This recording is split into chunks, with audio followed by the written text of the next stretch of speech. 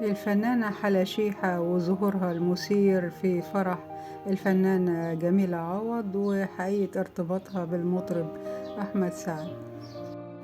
بس أولا يشرفني انضمامكم للقناة وتفعيل زر الجرس عشان يوصلكم كل جديد، ونكمل حبايب.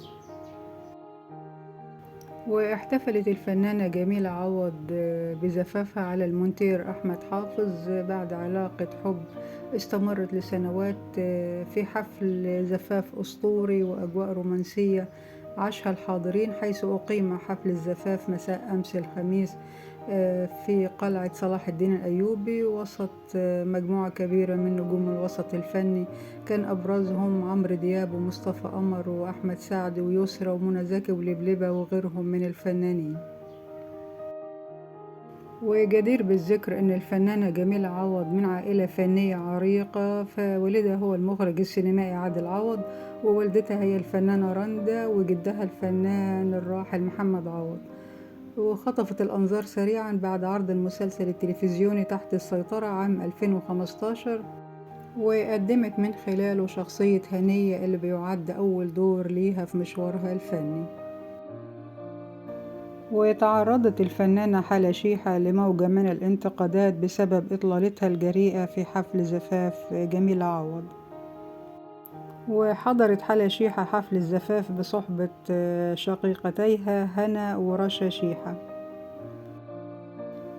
وكانت هناك بعض التعليقات من الجمهور اللي قال يا لهوي دي حلا مفيش وسط بعد النقاب، هي حلا راحت الفرح بالمايو، ايه ده بجد حلا شيحة اللي اخدت اللقطة في الفرح.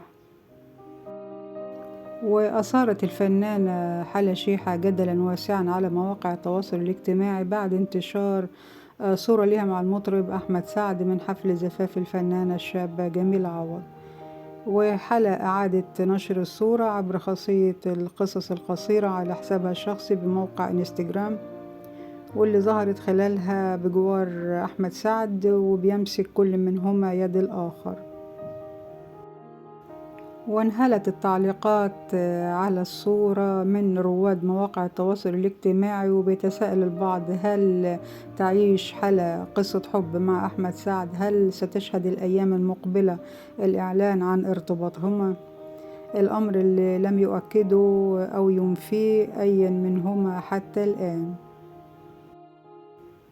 وكانت حلا شيحة شاركت في السباق الرمضاني اللي فات بمسلسل إمبراطورية ميم مع النجم خالد النبوي عن نص أدبي كتبه الكاتب الكبير الراحل إحسان عبد القدوس، إخراج محمد سلامة، بطولة نشوى مصطفى، محمود حافظ، نور النبوي، ليلى عز العرب.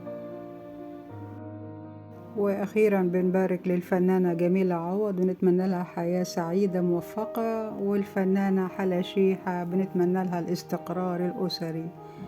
شكرا حبايبي، حسن المتابعة، مع السلامة.